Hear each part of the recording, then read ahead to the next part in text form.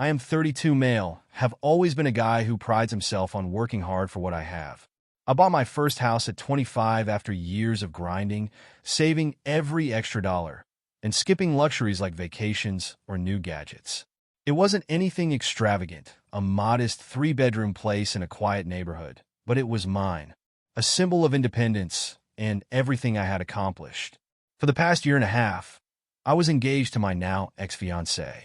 Let's call her Fiancée. She was everything I thought I wanted: smart, funny, and beautiful, with a knack for making people feel at ease. But looking back, I ignored the red flags because I was too caught up in the idea of a future with her. That future crumbled the day I realized she manipulated me into signing away my house. It started innocently enough. We had been talking about merging finances and planning for the wedding. Fiancée brought up how important it was for us to have everything jointly owned. She wanted to feel like we were a team, and honestly, I didn't think much of it at first.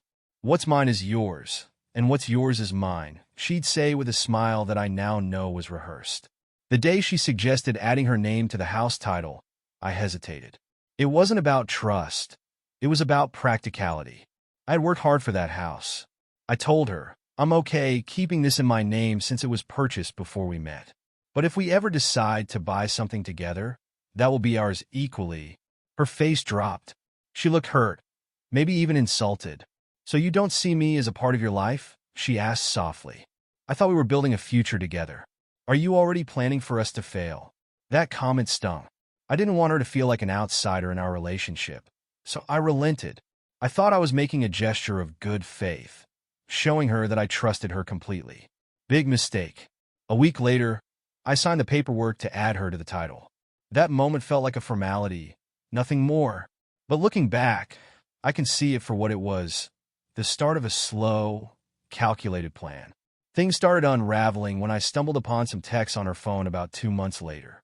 I wasn't snooping. Her phone buzzed next to me while she was in the shower, and a message preview caught my eye. It was a conversation with her friend, and the gist of it made my stomach turn. "She's seriously stupid," the message read. Her friend had written it, referring to me, but Fiancée's reply was the real kicker. "Oh, men are so gullible. Once the wedding is done, everything's mine. Just have to play nice for now." My hands were shaking. I scrolled up, reading more messages. Turns out this loving partner had been planning to take me for everything I had. She joked about how she'd push for a quick divorce if things went south, knowing she'd walk away with half of what I owned, including my house. My house. The one I poured my blood, sweat, and tears into. When she came out of the shower, I confronted her immediately.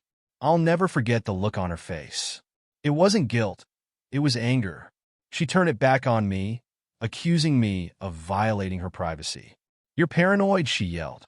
"Do you even love me? Or are you just looking for reasons to push me away?" It was like I was the villain for catching her. But I wasn't going to let her gaslight me. I told her I saw enough to know exactly what she was doing. She didn't deny the texts outright. Instead, she doubled down on the manipulation. "Fine," she said coldly. "If you can't trust me, maybe we shouldn't be together." That's when the switch flipped for me. I was done being the nice guy. Done giving her the benefit of the doubt. It was time for damage control. The next day, I contacted a real estate attorney and explained the situation. To my relief, there were ways to reverse the damage. Since the house was purchased solely with my funds years before we even met, I could argue that the addition of her name to the title was done under false pretenses and without fair consideration. It would take time and some legal fees, but it was doable. But here's where things took a darker turn. When Fiancée caught wind of what I was doing, she went full scorched earth. She started spreading lies to mutual friends, painting me as controlling and abusive.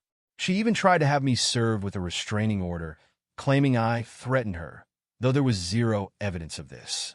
Her entitlement knew no bounds. She moved out but refused to give me back the keys to my house, claiming she had as much right to it as I did now. I had to change the locks and install security cameras just to protect my property. The legal battle dragged on for months.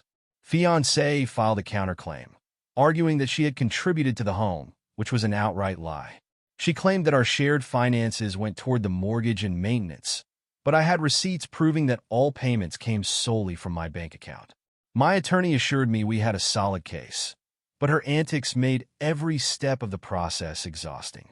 At one point, she even staged a dramatic break-in at the house.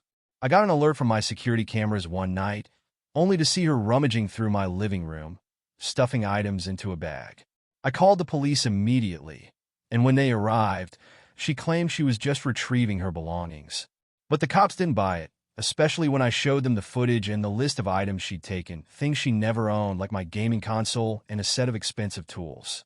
That little stunt resulted in criminal trespassing charges against her, and she was forced to return everything she'd taken.